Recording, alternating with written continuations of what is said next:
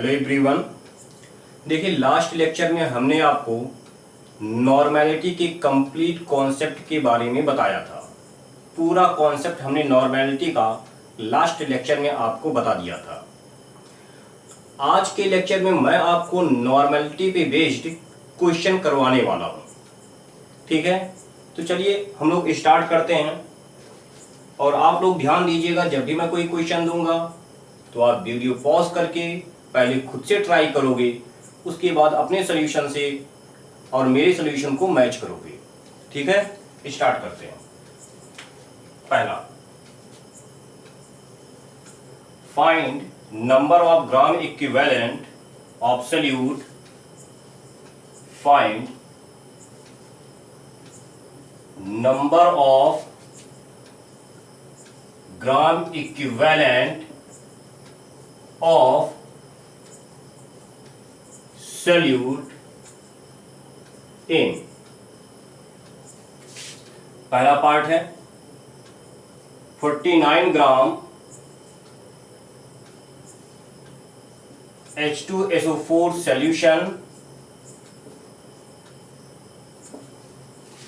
Second part है, आप ले लो 2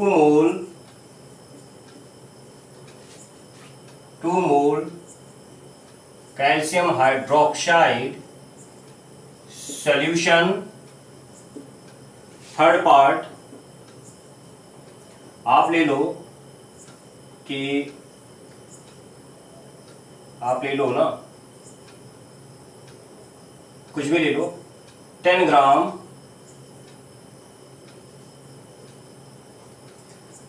ग्राम मैग्नीशियम सल्फेट सॉल्यूशन। चलिए वीडियो पॉज करके खुद से ट्राई करो। देखो क्वेश्चन में क्या दिया है कि आपके पास कोई सॉल्यूशन है, तो उस सॉल्यूशन में आपको number of gram equivalent of solute पता करना है। आप देखो, इन तीनों ही पार्ट में सोल्यूट का मास या नंबर ऑफ मोल गिवन है। कहने का मतलब यह हुआ कि सोल्यूट का number of gram equivalent find out करने के लिए आपको कोई एक ऐसा फार्मूला यूज करना पड़ेगा जिसमें सोल्यूट का number of gram equivalent solute के नंबर ऑफ मोल या फिर उसके मास से रिलेट होता हो। तो आपको क्या ऐसा कोई फार्मूला याद है? याद कीजिए, हमने बताया था आपको कि number of gram equivalent equals to number of mole into n factor. यह हमने आपको बताया था। अब देखो, इस फार्मूले को अप्लाई करना है और आपको आंसर निकालना है। इसको आप ऐसे भी लिख सकते हो कि mass upon molar mass multiplied by n factor. तो आप फार्मूला अप्लाई कीजिए और आंसर निकालिए। पहला पार्ट क्या दिया है, 49 ग्राम H2SO4 सॉल्यूशन। सिंपल सी बात है, H2SO4 का एक सॉल्यूशन है जिसमें H2SO4 का मास 49 ग्राम है। सॉल्यूट क्या हुआ? H2SO4 हुआ। अप्लाई करो फार्मूला। तो number of gram equivalent of H2SO4, यहां मास दिया है, यानी कि ये और ये वाला रिलेशन यूज करोगे। Mass of H2SO4 upon molar mass of H2SO4 into n factor of H2SO4। Value put कर दो। मास है 49 ग्राम, इसका मोलर मास 98 होता है, एन फैक्टर 2। कितना आंसर आ जाएगा? 1। सेकंड पार्ट, फिर से इस बार क्या है कि आपके पास 2 मोल कैल्शियम हाइड्रोक्साइड सॉल्यूशन है, यानी कि इस सॉल्यूशन में आपका कैल्शियम हाइड्रोक्साइड सॉल्यूट हो गया और इस सॉल्यूट का नंबर ऑफ मोल 2 है, तो सॉल्यूट का नंबर ऑफ ग्राम इक्विवेलेंट पता करना है। ये फार्मूला, ये रिलेशन यूज करो। तो number of gram equivalent of calcium hydroxide equals to number of mole of calcium hydroxide into n factor of calcium hydroxide. Value put कर दो। नंबर ऑफ मोल कितना है? 2 है कैल्शियम हाइड्रोक्साइड का, n factor कितना होगा? कैल्शियम हाइड्रोक्साइड क्या है? बेस है, तो n फैक्टर इसकी एसिडिटी क्या? जितने OH माइनस आयन प्रेजेंट हैं, कितने OH माइनस आयन प्रेजेंट है? 2, यानी कि 4। लिख लो इसको। जो ये लास्ट वाला है इसके लिए क्या करोगे मैं बता दे रहा हूं आपको, फार्मूला बता दूंगा, आप अप्लाई कर लेना। Number of gram equivalent of magnesium sulphate है MgSO4, क्या हो जाएगा? इसका मास दिया है, मतलब ये वाला रिलेशन यूज करोगे आप। मास of MgSO4 upon molar mass of MgSO4 multiplied by n factor of MgSO4। मैं बोल दे रहा हूं, यहां पे काफी छोटा छोटा लिख दिया है, स्पेस नहीं है, तो मैं इसको बोल दे रहा हूं, आप सुन लो। Number of gram equivalent of MgSO4 equals to mass of MgSO4 upon molar mass of MgSO4 multiplied by n factor of MgSO4। Value put करनी है। MgSO4 का मास कितना है? 10 ग्राम, ठीक है। इसका मोलर मास कितना होगा आप निकाल लेना। n फैक्टर इसका कितना होगा? क्या है MgSO4? एक सॉल्ट है, सॉल्ट का n फैक्टर क्या होता है? कैटायन पर प्रेजेंट टोटल पॉजिटिव चार्ज, उसका n फैक्टर होता है। कैटायन क्या है? मैग्नीशियम है। मैग्नीशियम के एक आयन पे कितने चार्ज? +2। कितने आयन है? 1, यानी कि total positive charge on cation +2। तो n फैक्टर कितना हो गया? +2, यानी कि यहां मास रखोगे 10 ग्राम, मोलर मास आप निकाल लेना, n फैक्टर की जगह 2 रखोगे, सॉल्व कर लोगे, आंसर आ जाएगा। वीडियो पॉज कीजिए, इसको नोट कीजिए, फिर हम अगले क्वेश्चन पे आते हैं।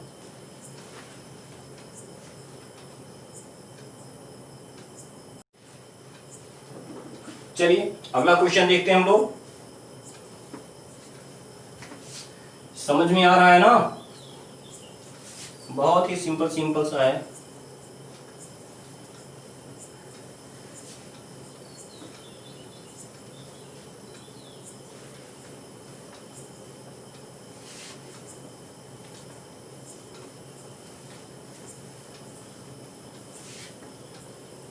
चलिए दूसरा क्वेश्चन है आपका, find normality of solution containing 9.8 gram H2SO4। Find normality of solution containing 9.8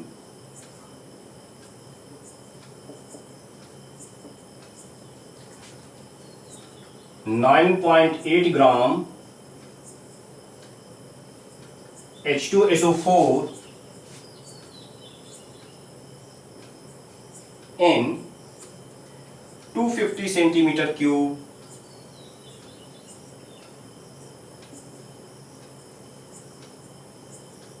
solution. Solve कीजिए खुद से, देखिए क्या है इसमें। कहा गया है कि एक सॉल्यूशन है जिसमें 9.8 ग्राम H2SO4 प्रेजेंट है। उस सॉल्यूशन का वॉल्यूम 250 सेंटीमीटर क्यूब है। तो उस सॉल्यूशन की नॉर्मेलिटी क्या होगी? क्या गिवन है? गिवन है आपको मास ऑफ सॉल्यूट यानी कि H2SO4 9.8 ग्राम और वॉल्यूम ऑफ सॉल्यूशन ये आपको गिवन है 250 सेंटीमीटर क्यूब यानी कि 250 ml। आपको नॉर्मेलिटी पता करनी है, तो नॉर्मेलिटी क्या हो जाएगी? नॉर्मेलिटी हो जाएगी सॉल्यूशन की number of gram equivalent of solute. तो सॉल्यूट क्या है? H2SO4 है, upon volume of solution in litre. अब देखो, number of gram equivalent of H2SO4 तो आपको गिवन है नहीं।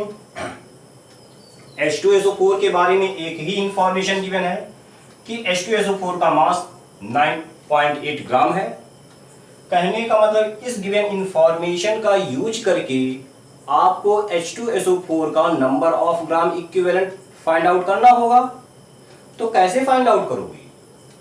अभी एक रिलेशन आपको बताया कि जहां पे आपका number of gram equivalent of solute के मास से रिलेट हो रहा था। क्या था? कि number of gram equivalent of H2SO4 ये आपका था मास of H2SO4 upon molar mass of H2SO4 multiplied by n factor of H2SO4। Value put कर दो। मास कितना है इसका? 9.8 ग्राम गिवन है, molar mass 98, n factor 2। Solve कर लो, कितना आंसर आ जाएगा? 0.2। अब यहां पे वैल्यू पुट कर दो, नॉर्मेलिटी कितनी आ जाएगी? 0.2 अपॉन वॉल्यूम कितना है? 250 ml है, लीटर में कन्वर्ट कर दो, ये आ गया। इसको सॉल्व कर लो तो आपकी नॉर्मेलिटी आ जाएगी 0.8। ये आपका आंसर हो गया। तो वीडियो को पॉज कीजिए, इसको नोट कीजिए, फिर हम लोग अगले क्वेश्चन पे आते हैं।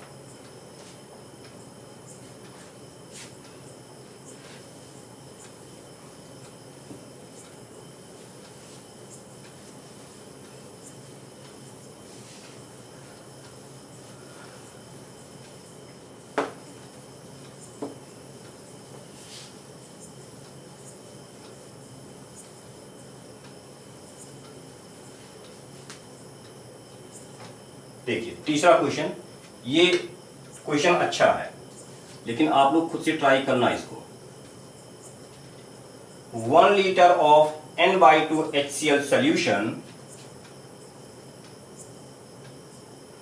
1 litre of N/2 HCl solution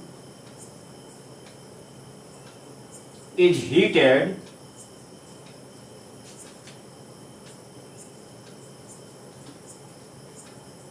in a beaker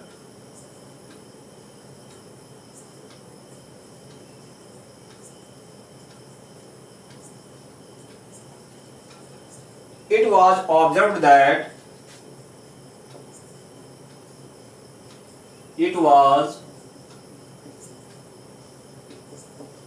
observed that volume of solution was reduced to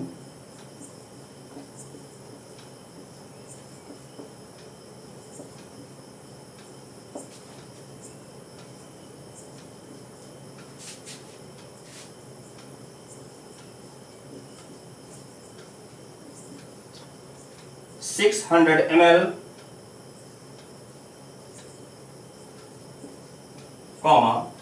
3.25 gram HCl is lost.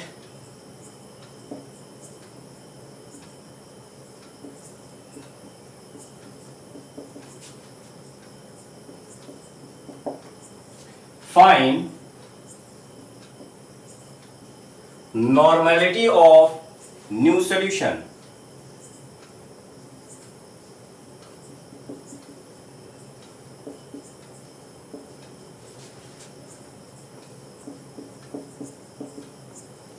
चलिए क्वेश्चन को रीड कीजिए, एक बार खुद से ट्राई करने की कोशिश कीजिए।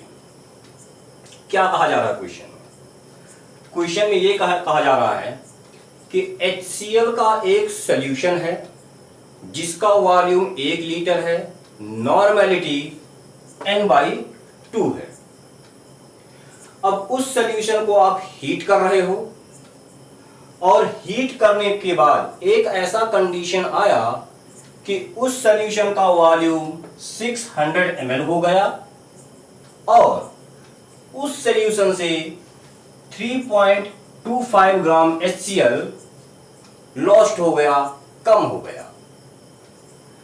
तो सॉल्यूशन को बीकर में हीट करने के बाद जो नया सॉल्यूशन बन रहा है जिसका वॉल्यूम 600 ml है, उस सॉल्यूशन की नॉर्मेलिटी क्या होगी? तो देखो, एक सॉल्यूशन है,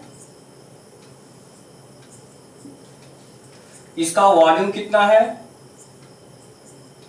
V1 1 लीटर यानी कि 1000 ml। इस सॉल्यूशन की नॉर्मेलिटी कितनी है? N1 1/2 HCl का सॉल्यूशन है, ठीक है। अब इसको हमने हीट किया और हीट करने के बाद एक नया कंडीशन आया, इसका वॉल्यूम आपका 600 ml हो गया। नॉर्मेलिटी क्या है आपको नहीं पता है, फाइंड आउट करना है। और इस सॉल्यूशन से HCl का मास लॉस्ट HCl 3.25 ग्राम है। तो यही आपका क्वेश्चन है। यहां पे आपको N2 की वैल्यू पता करनी है। तो जाहिर सी बात है, वहां पे N2 की वैल्यू क्या होगी? वहां पे N2 की वैल्यू हो जाएगी कि number of gram equivalent of HCl यानी कि solute upon volume of solution in litre. तो यहां पे देखो कि आपके पास सॉल्यूशन का वॉल्यूम 600 ml है, यह आपको पता है। नंबर ऑफ ग्राम इक्विवेलेंट आपको नहीं पता है। कहने का मतलब यह हुआ कि गिवन इंफॉर्मेशन का यूज करके आपको यहां पे HCl का नंबर ऑफ ग्राम इक्विवेलेंट पता करना होगा। अब देखो, number of gram equivalent of HCl क्या होगा? Number of mole of HCl into n factor of HCl। या आप कह सकते हो कि mass of HCl upon molar mass of HCl into n factor of HCl। कहने का मतलब ये हुआ कि यहां पर आपको HCl का number of gram equivalent find out करने के लिए ये पता करना होगा कि यहां पे HCl का मास कितना है। समझ में आ रही बात? मोलर मास ऑफ HCl आपको पता है, n फैक्टर ऑफ HCl आपको पता है, मास ऑफ HCl यहां पे आपको पता करना होगा। तो कहने का मतलब ये हुआ कि अगर आप पता कर लो कि यहां पे HCl का कितना मास था और फिर जो यहां पे HCl का मास था उसमें से 3.25 माइनस कर दोगे तो यहां पे HCl का मास आ जाएगा। यानी कि हमारी पहली कोशिश यही होनी चाहिए कि यहां पर हम HCl का मास निकाल लें। ठीक है, तो आइए पता करते हैं। यहां पे HCl का मास क्या हो जाएगा, नाम दे देता हूं उसको, इक्वेशन 1, इक्वेशन 2। तो यहां पे HCl का मास निकालो। HCl का मास निकालने के लिए आप number of gram equivalent of HCl पता कर लो वहां पे। ठीक है, फाइंड आउट कर लो। तो number of gram equivalent 1 comma HCl। 1 का मतलब यहां पे क्या हो जाएगा, N1 V1, वैल्यू पुट कर दो 1/2 इंटू 1000 यानी कि 500 आ गया। यहां पे सॉरी 1 होगी क्योंकि वॉल्यूम आपका लीटर में होता है ना, तो 0.5 आ जाएगा। वॉल्यूम तो लीटर में होता है ना, तो इसलिए लीटर में रखोगे, लीटर में 1 लीटर दिया है तो 0.5 आ गया। ये तो नंबर ऑफ ग्राम इक्विवेलेंट आ गया। यहां पे मास निकालना है तो मास क्या हो जाएगा, यहां पे आपका मास हो जाएगा मास ऑफ, यहां लिखो W1 HCl upon molar mass of HCl into n factor of HCl। ये हो जाएगा ना। कहने का मतलब ये हुआ कि मोलर मास ऑफ HCl तो आपको पता है, n फैक्टर ऑफ HCl आपको पता है, यही वैल्यू आपको फाइंड आउट करनी है। कर सकते हो आराम से। मैं ऊपर से साफ कर दे रहा हूं, आप चाहो तो वीडियो पॉज करके ये ऊपर वाला नोट कर लो। ठीक है ना, उसको मैं क्लियर करता हूं, स्पेस नहीं है।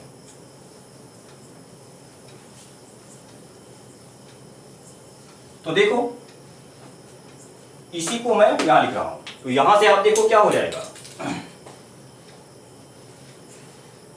W1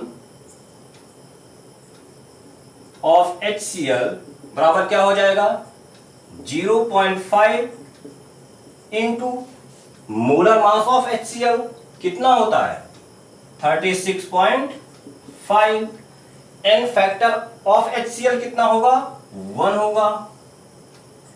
सॉल्व करोगे तो जो भी वैल्यू आई आप लिख लो, कितनी आ जाएगी यहां पे वैल्यू, इसकी आ जाएगी आपकी 18.35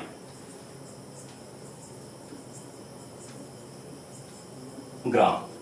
ठीक है, तो इस तरह से पहले कंडीशन में आ गया आपका HCl का मास। अब फाइनल स्टेज में HCl का मास क्या हो जाएगा W1 HCl माइनस 3.25 यानी कि 18.35 में से 3.25 माइनस कर दो, कितना आ जाएगा 15.1 ग्राम आ जाएगा। तो अब देखो फाइनल स्टेज में यानी कि सॉल्यूशन को हीट करने के बाद जो आपको फाइनली सॉल्यूशन ऑब्टेन हो रहा है उसका मास कितना है, HCl का मास उसमें कितना है 15.1 ग्राम है। अब उसमें अगर नंबर ऑफ ग्राम इक्विवेलेंट आपको पता करना है तो ये वाला फार्मूला यूज कर दो, ये वाला लगाओ। तो number of gram equivalent to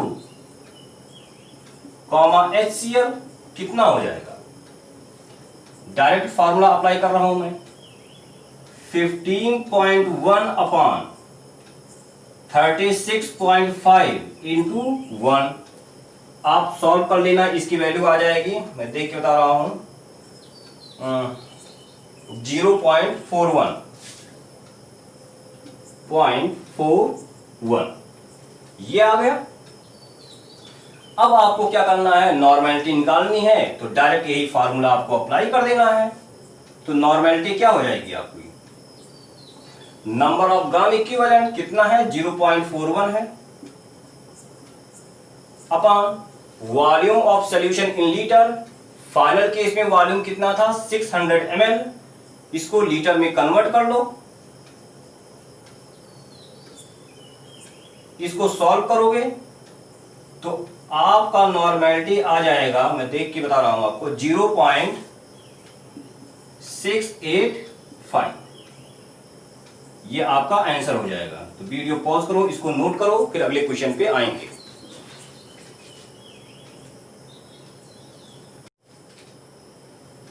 चलिए अगला क्वेश्चन देखते हैं हम लोग। समझ गए इसको ना, कुछ था नहीं, आसान सा क्वेश्चन है, आप लोग खुद भी कर सकते थे।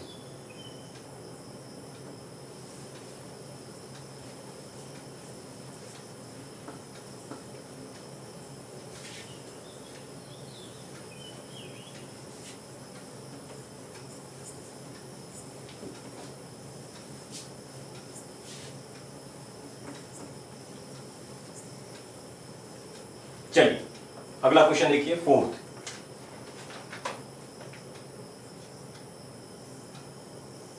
क्वेश्चन है what mass of oxalic acid, what mass of H2C2O4 dot 2H2O, इसका आपका मोलर मास गिवन है 126, should be dissolved in water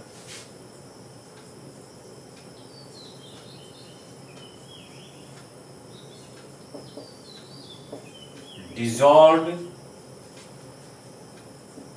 in water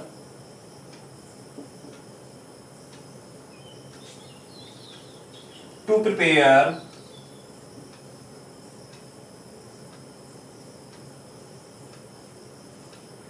250 ml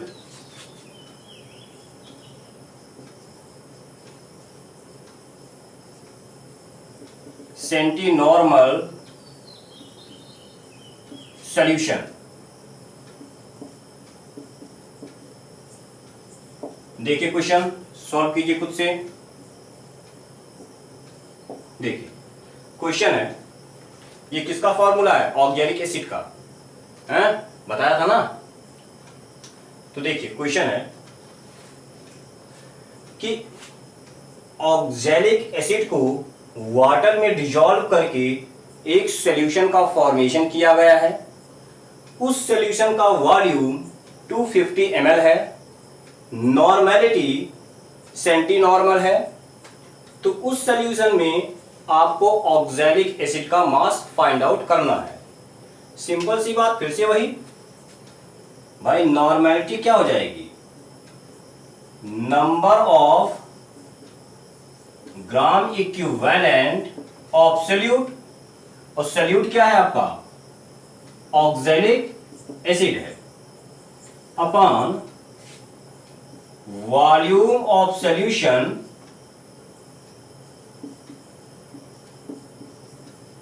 in litre.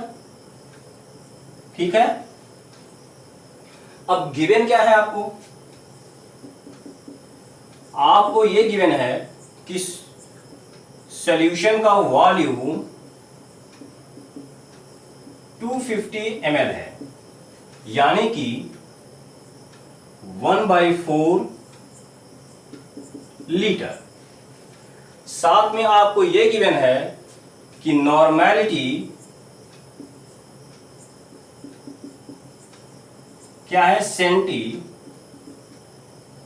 Normal. अब सेंटी नॉर्मल का मतलब क्या होता है, हमने आपको बताया था ना, कितनी हो जाएगी नॉर्मेलिटी, 1/100, यही तो हो जाएगी। अब यहां से आप नंबर ऑफ इन दोनों वैल्यूज को यहां पुट करके number of gram equivalent of oxalic acid पता कर सकते हो। तो number of gram equivalent of oxalic acid equals to normality यानी कि 1/100, ठीक है, into volume of solution into litre यानी कि 1/4 यानी कि 1/400।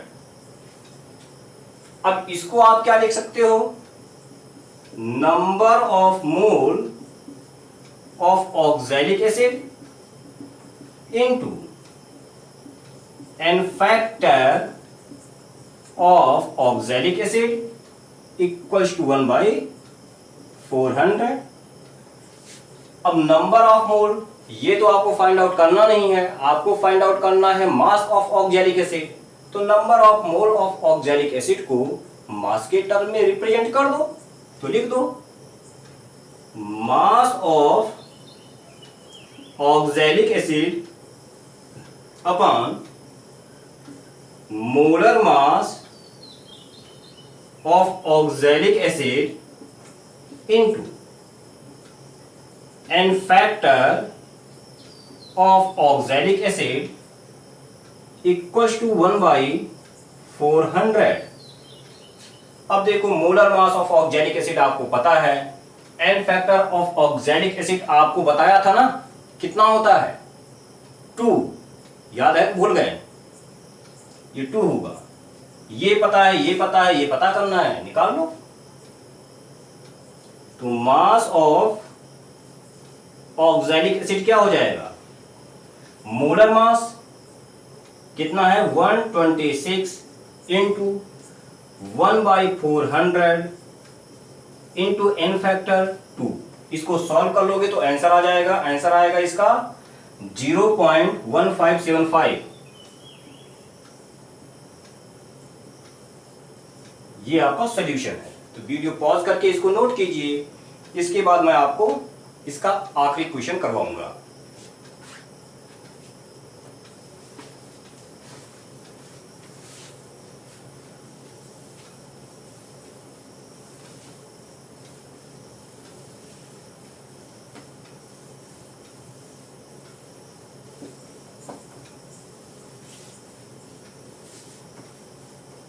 चलिए लास्ट क्वेश्चन है,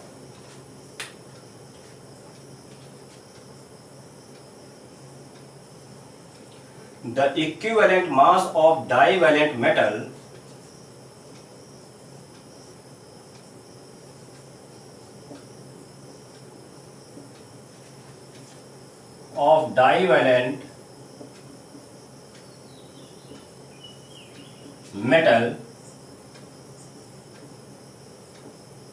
is W.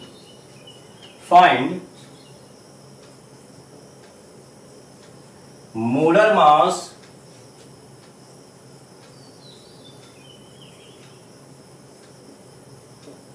of its chloride. खुद से ट्राई करो, देखो मैं बताता हूं क्या कहा जा रहा है। एक डाइवैलेंट मेटल है जिसका मास W है, सॉरी एक डाइवैलेंट मेटल है जिसका इक्विवेलेंट मास W है तो आपको उस मेटल के क्लोराइड का मोलर मास पता करना है। अब आप सोचो कि इसको कैसे अटेम्प्ट करोगे। सबसे पहली बात, गिवन क्या है? गिवन है आपको कि जो आपका मेटल है वो डाइवैलेंट है, डाइवैलेंट मेटल है। इसका मतलब क्या हुआ? इसका मतलब ये हुआ कि मेटल की वैलेंसी 2 है।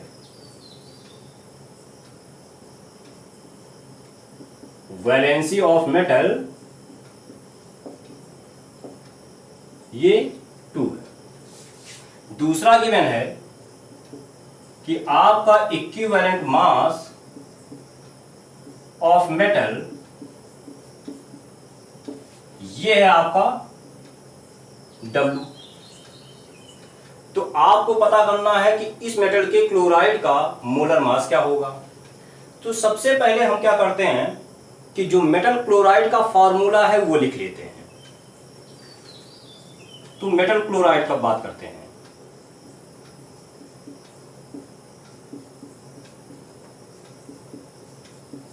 तो आपको ये पता है कि किसी भी कंपाउंड का फॉर्मूला फाइंड आउट बनाने के लिए आपको उस कंपाउंड में प्रेजेंट कैटायन और एनायन की वैलेंसी पता होनी चाहिए। और अगर कैटायन और एनायन की वैलेंसी आपको पता है तो आप उस कंपाउंड का फार्मूला बड़ी आसानी से पता कर सकते हो। तो देखो, मेटल क्लोराइड में कैटायन आपका मेटल हो गया, क्लोराइड आपका एनायन हो गया, ये कैटायन हो गया, ये एनायन हो गया। तो ये मेटल क्या है? ये कैटायन है। इसकी वैलेंसी कितनी है? +2 है, गिवन है। दूसरा, क्लोराइड यानी क्लोरीन है, एनायन, इसकी वैलेंसी कितनी होती है? आपको पता है ना, -1 होती है। आप बताओ, ये दोनों आपस में कंबाइन होंगे तो कौन सा फार्मूला बनाएंगे? पता होना चाहिए आपको। तो इस मेटल क्लोराइड का जो फार्मूला होगा वो हो जाएगा MCl2। अब इसका मोलर मास क्या हो जाएगा? Molar mass of metal chloride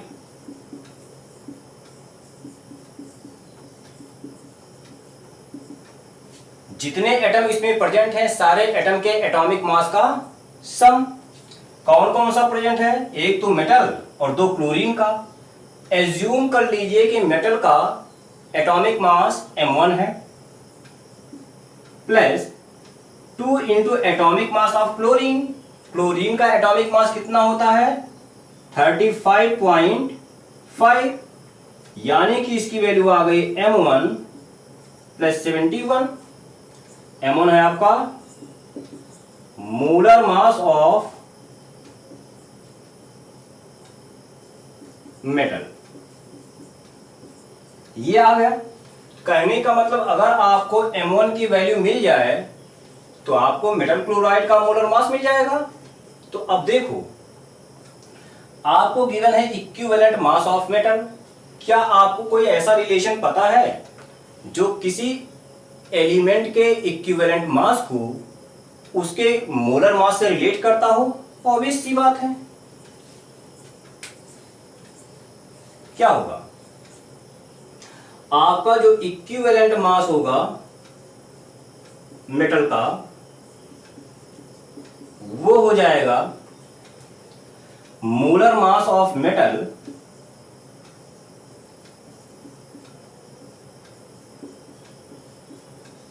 upon n factor of metal. ये आपको गिवन है कि W है, ये आपको पता करना है। n फैक्टर ऑफ मेटल क्या होगा? किसी भी मेटल का n फैक्टर क्या होता है? जो उसकी वैलेंसी होती है। और यहां पे मेटल की वैलेंसी कितनी गिवन है? 2, यानी कि n फैक्टर 2 हो जाएगी। तो आप यहां से निकाल सकते हो कि मोलर मास ऑफ मेटल यानी कि M1 इक्वल्स टू W हो जाएगा। अब ये वाली वैल्यू यहां पुट कर दो, आंसर आ गया। तो क्या हो गया, molar mass of metal chloride आपका हो गया 2W प्लस 71। तो यही आपका आंसर है। ठीक है, तो आज के लेक्चर में हम लोग बस इतना ही रखते हैं। देखिए जो अगला लेक्चर है वो भी काफी ज्यादा इंपॉर्टेंट है, उसको कतई मिस मत कीजिएगा। मैं आपसे बार बार कहता हूं कि मैं आपको जो कंटेंट प्रोवाइड कर रहा हूं सारे ही कंटेंट इंपॉर्टेंट है। ठीक है, तो किसी भी लेक्चर को आप मिस मत कीजिए, चाहे आपको मैं कोई थ्योरेटिकल कॉन्सेप्ट बताऊं या फिर न्यूमेरिकल बताऊं, दोनों ही इंपॉर्टेंट है। कई बार ऐसा है कि जब मैं आपको न्यूमेरिकल सॉल्व करवाता हूं तो न्यूमेरिकल बताने के दौरान कोई ना कोई इंपॉर्टेंट कॉन्सेप्ट बता देता हूं, तो इसलिए आप न्यूमेरिकल वाले पार्ट को मिस मत कीजिएगा। कम से कम ये आप ये काम तो कर ही सकते हो ना कि जिस वीडियो में हमने बस केवल आपको न्यूमेरिकल करवाए हैं, आप उस वीडियो में जाइए। ठीक है, आप वीडियो को आगे शिफ्ट कीजिए, जहां पे क्वेश्चन खत्म हो रहा है वीडियो पॉज कीजिए, क्वेश्चन को खुद से सॉल्व कीजिए। आप देखिए कि आपने कितना सही किया है, और इस तरह अगले क्वेश्चन पे जाइए, फिर अगले क्वेश्चन पे, फिर अगले क्वेश्चन पे। एटलीस्ट आप सारे क्वेश्चन खुद से वहां पे ट्राई कर सकते हो। ठीक है, तो अगले लेक्चर में मैं आपको बताने वाला हूं normality equation and molarity equation. बहुत ही ज्यादा इंपॉर्टेंट है, बहुत ज्यादा इंपॉर्टेंट है, इसको कतई मिस मत कीजिएगा। ठीक है, तो अगले लेक्चर में मिलते हैं नॉर्मेलिटी इक्वेशन और मोलैरिटी इक्वेशन के साथ में। Thank you.